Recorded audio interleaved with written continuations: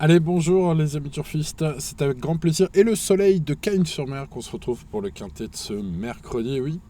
On change un petit peu d'air, on retourne sur la Riviera. Tiens, d'ailleurs, on a déjà des lignes sur le meeting. Je parle de ça directement. On attaque les partants, bah oui, pas le temps de niaiser pour ce quintet. Un quintet qui s'annonce assez fou, à mon avis, très ouvert, à chacun les siens. Bah voici les biens, j'ai envie de dire les amis. On va déjà étudier bien sûr comme d'habitude les 16 partants, un max d'infos, et puis bah on va essayer d'en déduire les bonnes bases et les belles cotes, comme tous les jours sur cette chaîne, ou presque tous les jours. Bon, pour le quintet de ce mercredi, ça se passe, je l'ai dit, à Cagnes-sur-Mer, beau temps prévu, le soleil brille, 2000 mètres, le sable, les amis, la plage, pas loin de l'hippodrome. Mais pour ce qui est de nos chevaux, de nos 16 partants d'âge, de 4 ans et plus, ils vont à l'écoute sur 2000 mètres, c'est la formule handicap niveau classe 2, vous connaissez, ça se passe en Réunion 1 course de ce mercredi. Et dans cette vidéo, vous allez tout savoir, les amis, sur tous les partants. N'hésitez pas à mettre le petit pouce et à vous abonner à la chaîne. Je vous propose tout de suite d'attaquer avec un triple vainqueur de Quintet. Kauna, c'est un Hongre de 9 ans qui est très expérimenté. Il a une tenue à toute épreuve. C'est 3 superbes courses sur les 2000 mètres du jour, sur la fibrée de Cagnes-sur-Mer qui nous intéresse aujourd'hui. M'incite évidemment à le garder malgré le poids très élevé.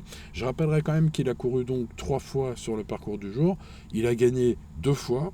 Et la fois où il n'a pas gagné, il a terminé 5e, mais 5e du Grand Prix de la Riviera. Bref, le niveau listed. Et il y avait quelques partants ce jour-là, elles n'étaient pas 6. Donc voilà, c'est une bonne perf aussi. Bref, malgré son poids évidemment trop élevé, en théorie, sur ses dernières courses, et presque 3 mois sans compétition. Ce qui me fait évidemment, ce qui me refroidit un petit peu, je l'ai gardé dans mon prono, évidemment avec un poids un peu plus avantageux, une course dans les jambes. Comme ça pourrait être le cas du coup la prochaine fois, évidemment. Je l'aurais gardé premier, mais là, évidemment, avec ces deux paramètres contre lui, eh bien, je vais le garder plutôt en bout de prono, mais on va s'en méfier. On passe au numéro 2, Watchim, qui bénéficie enfin d'une belle remise au poids. Après 3 échecs de suite, il est enfin baissé sur l'échelle du handicapeur. Il partait de haut, il faut dire. Alors, il a gagné un seul quintet dans sa carrière, et devinez où est-ce qu'il l'a gagné, son quintet plus. Allez, je vous laisse quelques secondes de réflexion. Rappelez-vous, Watchim, eh bien oui, c'était sur le parcours du jour. Bref, on est sur un cheval de qualité. Spécialiste, l'écurie de Jérôme Régnier, Carburo Super depuis le début du meeting. L'ultime course, 5e, est mieux qu'il n'y paraît à Marseille, donc la forme est bonne, je pense. En tout cas, les amis turfistes, je vais pas laisser trop de suspense. Ce numéro 2 est mon cheval préféré ce mercredi. Allez, on passe au numéro 3, American Glory. C'est une jument de 5 ans qui a montré de belles choses l'an passé et qui a remontré son nez dans les quintets dès lors qu'elle était bien placée au poids. C'était en novembre dernier où elle a fini sa 3e. Bon, elle dispose d'une belle pointe de vitesse finale, c'est sa particularité. Sa forme reste à déterminer puisqu'elle rentre aujourd'hui, mais on va vraiment s'en méfier car en plus, voilà, son coach son coach qui a 2 partants aujourd'hui, on le verra un peu plus tard avec Harry Way, n'a pas répondu dans les médias. Voilà, quel qu'il soit. Vous savez, je fouille tout, j'analyse tout, et j'ai rien trouvé de sa part. Donc il y a pas, on n'a pas sur Génie, on n'a pas sur Equidia, on n'a pas sur le Parisien. C'est bizarre pour son entourage, c'est peut-être un signe intéressant, je ne sais pas. En tout cas, comme j'avais pas l'info, je voulais vous la donner. Que le fait de ne pas avoir l'info est peut-être une info en soi. D'habitude, le pro parle, d'habitude, le pro est assez confiant. Il se cache peut-être, je ne sais pas, ou tout simplement il n'était pas dispo. Voilà, pas non plus surinterprété. Passons au numéro 4, Max Verse, bon, bien connu à ce niveau. J'avais bien aimé sa course où il a fini 5e à Saint-Cloud, fin d'année dernière, à l'automne. Son coach Rémi Fradet avoue l'avoir préservé pour ce meeting et que le cheval est en super forme le matin avec une belle info des pistes comme ça, les amis. On va le garder, ce numéro 4. Passons au numéro 5, Alpage, un cheval qui a été pris en note plusieurs fois dans sa carrière. Et depuis qu'il a gagné ce prix de Cannes l'année dernière, il était parti en Espagne sans trop briller. Bon, du coup, j'ai plus trop de notes en Espagne, les amis. Bon, il est difficile à cerner au moment de défendre sa candidature et défendre son titre aujourd'hui. Sachez que j'ai tout de même beaucoup aimé son retour en France, car il fut la note derrière un certain Ripistan Fall, qui s'est classé 5e du quintet de lundi ici même. Ah, on fait les lignes chez pronoturfgratuit.fr, les amis, on fait les lignes, on fait la forme récente, on fait les anciennes lignes, les titres, les interviews des uns des autres, le bloc-notes, bref, il y a du boulot derrière cette vidéo, les amis, et écoutez, espérons que ça nous apprenne que ce numéro 5 a une vraie chance aujourd'hui. Ce serait bien, on verra pourquoi un peu plus tard. Passons désormais au numéro 6, Gifted Dragon, qui vient de briller ici même sur les obstacles. C'est un peu un cheval incroyable, il alterne les disciplines à bon niveau. Alors il est sur place, mais il vient de changer d'entraînement. Bon, pour ce qui est du plat, il faut noter un accessite d'honneur qui lui donne une chance. C'était à Longchamp, si je ne me trompe pas, plutôt milieu d'année dernière. Bref, c'est un gagnant possible en théorie, jugez là-dessus. Ça peut être intelligent de le mettre sur un ticket spéculatif, un deuxième ticket pour ma part. Aujourd'hui, je n'ai pas eu la place de le mettre. Alors, pas eu la place de le mettre, on va le dire souvent au cours de cette vidéo. Passons au numéro 7, Central Park West, qui a gagné la course qu'il fallait gagner, et je vous le donne dans le mille, il m'a fait très plaisir ce jour-là. C'était sa course, il a fait le taf, il a fait le job, il est bien reparti comme d'habitude dans la ligne droite, et il a fait très plaisir aux abonnés sur le VIP. Aujourd'hui, il a une mauvaise corde, il n'a pas de marge au poids. Cagnes-sur-Mer, je ne sais pas trop ce que ça va donner, même s'il y a gagné lors de sa seule tentative. C'était sur 1006. 2000 mètres, est-ce que ce ne sera pas le bout du monde à Cagnes-sur-Mer avec cette corde 14 très désastreuse pour sa façon de courir? C'est un cheval qui aime aller devant, musarder près des premiers. Est-ce qu'il va pouvoir faire ça? Je ne sais pas. Avec un départ de feu, je ne serais pas surpris qu'il fasse l'arrivée. J'ai senti son entourage assez confiant d'ailleurs, sachez-le. Mais il faut faire des choix. Choisir, c'est renoncer. Je vais peut-être me le prendre dans les dents aujourd'hui.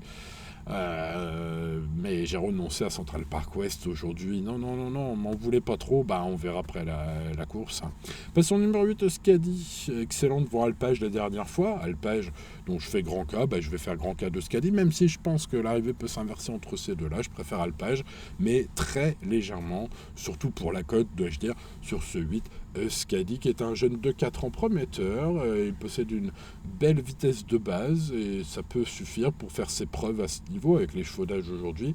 Bon, j'ai senti Charles Gourdin assez positif pour son représentant aujourd'hui. Il déplore, tout comme moi, sa corde 13. Difficile à gérer. Malgré tout, je sens qu'il y a beaucoup de qualité chez ce numéro 8. Je l'espère. En tout cas, j'ai gardé assez haut. On passe au numéro 9, Aloisius, qui sera le favori logique, puisque il vient de courir à Lyon derrière Courpluvix, très bien. Il vient de très bien courir derrière Courpluvix. Alors Courpluvix, si ça vous dit rien, les amis, il a gagné son quintet ensuite en 42 valeurs. Je rappellerai que là, il est à peine en 38,5, ce numéro 9 aujourd'hui. C'est donc la première chance théorique. Sachez que Jean-Claude Rouget pense que tous les feux sont au vert. Information de Jean-Claude Rouget, son entraîneur, acquise via son assistant Jean-René Dubosc sur Equidia. Mais enfin bon, a priori, ça se passe plutôt bien à l'écurie pour ce cheval qui va avoir de logiques prétentions même pour la victoire et qui est le favori logique aujourd'hui au papier. Évidemment, une perf derrière un 42 valeurs confirmée dans les quintets, gagnant de quintet. C'est une ligne en or normalement, plus le cheval semble sur la montante. Bref, voilà.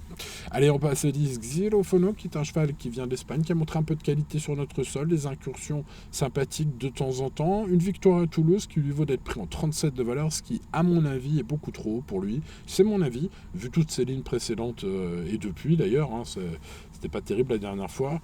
Je tente l'impasse sur ce numéro 10, malgré l'expérience de Yoritz Mendizabal. Passons au numéro 11, Arioué, qui est un cheval bien connu des parieurs. Il a retrouvé une valeur handicap assez favorable, même très favorable en théorie. Cette baisse de poids est intéressante. Mais sa rentrée n'était pas bonne. Son ultime course avant sa pause n'était pas bonne non plus.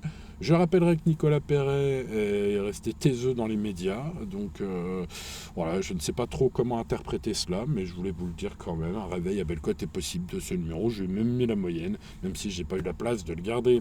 Passons à I'm a Believer, le numéro 12, qui avec une victoire plus 6 places en 21 quintés courus dans sa carrière, fait office de cheval peu fiable, mais alors capable à tout moment, j'ai même envie de dire, même une fois sur sur 3 pile de bien courir, bah voilà, il y a une chance sur 3 qu'il fasse sa course et qu'il soit dans les 5 premiers, comme dans toute sa carrière, et puis 2 chances sur 3 qu'il ne fasse pas sa valeur, qu'il ne soit pas là. À vous de juger si le risque vaut la chandelle. Passons au numéro 13, Melbora, jument très régulière, qui a très bien couru sur cet hippodrome l'hiver dernier. Elle a pour elle une belle pointe de vitesse finale et un petit poids aujourd'hui qui pourrait l'aider. Ses références l'année dernière étaient bonnes. Ça se jouera au parcours. Voilà, tout va se jouer au parcours pour Melbora, on va s'en méfier. De ce numéro 13. On passe au 14, Grecian Bonanza, qui est un cheval qui a souvent joué de malchance, un peu à l'instar du numéro 13. C'est un attentiste, il faut le bon parcours, blablabla, blablabla. Bref, on en revient un peu au même profil de cheval, pour se protéger de Manon Scandella, qui ne cache pas sa confiance, sachez-le. Elle espère que son cheval va avoir un bon parcours, car si tel est le cas, elle y compte. Hein. Voilà, bon, maintenant, il faut le bon parcours. Voilà, mais bon, c'est le plus dur à avoir hein, dans ce genre de quintet touffu avec 16 partants et 7 chevaux, pas interdit. Hein. Bon, on mettra ça dans les champs réduits, bien sûr. Allez, on passe au numéro 15, Grand Balcon, comme beaucoup de partants, du bas du tableau. Voilà, un cheval quand même assez expérimenté. Hein. Le bas du tableau est assez expérimenté aujourd'hui. Hein. C'est pas des chevaux qui tentent leur chance à ce niveau après les bonnes perfs. Non, c'est des chevaux expérimentés qui sont plutôt bien placés au poids. Et donc, je pense que leurs entourages respectifs se sont laissés tenter par ce meeting. Hein. Et voilà, et écoutez, ce 15 en fait partie. Les conditions de course sont plutôt favorables. Il peut créer la surprise, comme beaucoup d'autres aujourd'hui.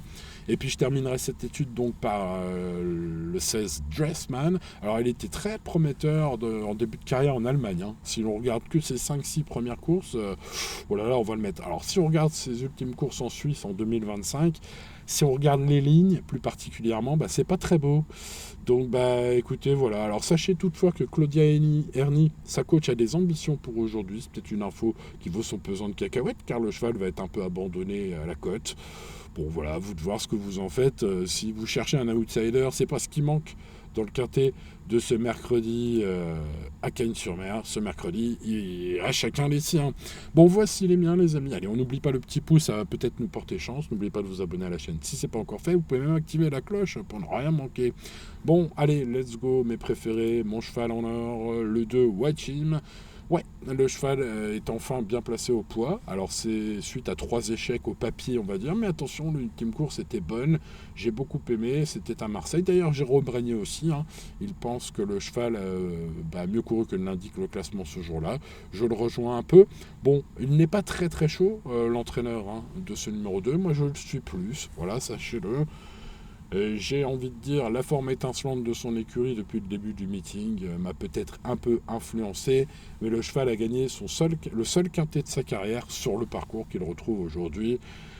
Bref, ça pourrait être le jour J pour ce numéro 2. En tout cas, c'est ce que je souhaite, même si ça reste quand même un petit coup de poker aujourd'hui, ma base en or. On est sur un quintet très ouvert, je le rappelle. Le cheval de la course au papier, c'est Aloysius. Et pour cause, c'est un Jean-Claude Rouget, ce numéro 9, qui vient de se classer 2e. Derrière, Courpluvix, je le rappelle, qui a gagné son quintet en 42 valeurs. Techniquement, au papier, si l'on fait le poids et les meilleures lignes des chevaux, les meilleures lignes récentes, bien sûr, ce 9 est le cheval de la course. Et donc le favori logique. Les belles cotes, chacun aura les siennes, chacun aura son idée. La mienne va à American Glory, qui est une jument qui a montré de belles choses l'an passé, notamment une 3e place en novembre dernier. La forme est à déterminer, mais on pourrait aller plus vite que les turfistes en jouant ce numéro 3, en tout cas en le mettant sur nos tickets, car la cote vaudra le fait qu'on ne sache pas trop où elle en est à l'heure actuelle. Sa qualité, par contre, elle, est sur ce 3 je retiens, et puis je retiens en tocard du jour le numéro 5 Alpage. C'est mon coup de poker, car c'est un cheval sur lequel j'ai pas mal de belles notes, même s'il est parti en Espagne. J'ai beaucoup aimé son retour en France derrière Recipitant Fall, qui a fini, je le rappelle, 5e du quintet de lundi dernier. Donc pour ce mercredi, ça lui donne une vraie chance. Le cheval va être abandonné par les turfistes, la plupart en tout cas, et donc sa cote vaudra un très beau risque. Cela nous donne donc 2, 9, 3 et 5. Vous l'avez compris, mes préférés. pour un petit champ, par exemple, champ total ou champ réduit. Derrière, je mets le numéro 8, le 4, le 1 et le 13, comme vous le voyez ici. Les regrets, j'ai envie de dire tous les autres. Il faut bien en mettre un dans la case regrets. J'ai mis le 12, voilà, qui est un regret un peu plus fort que d'autres, on va dire. Allez, on va dire ça. L'indice de confiance est de 3 sur 10, restez surtout raisonnable, bien sûr, comme tous les jours, et notamment ce mercredi, avec cet indice de confiance de 3 sur 10 qui nous indique un quintet quand même très très ouvert, même si évidemment j'espère avoir bien fait en analysant cette épreuve de fond en comble pour vous dénicher 2, 9, 3, 5 en base. Voilà, les amis turfistes, il ne me reste plus qu'à vous souhaiter bonne chance, bien sûr. Jouez raisonnablement aujourd'hui comme d'habitude. N'hésitez pas à mettre le petit pouce, ça nous portera peut-être chance. N'hésitez pas à vous abonner à la chaîne si ce n'est pas encore fait, activer la cloche. Et à demain pour de nouvelles aventures. Allez, c'était Simon. Ciao, ciao.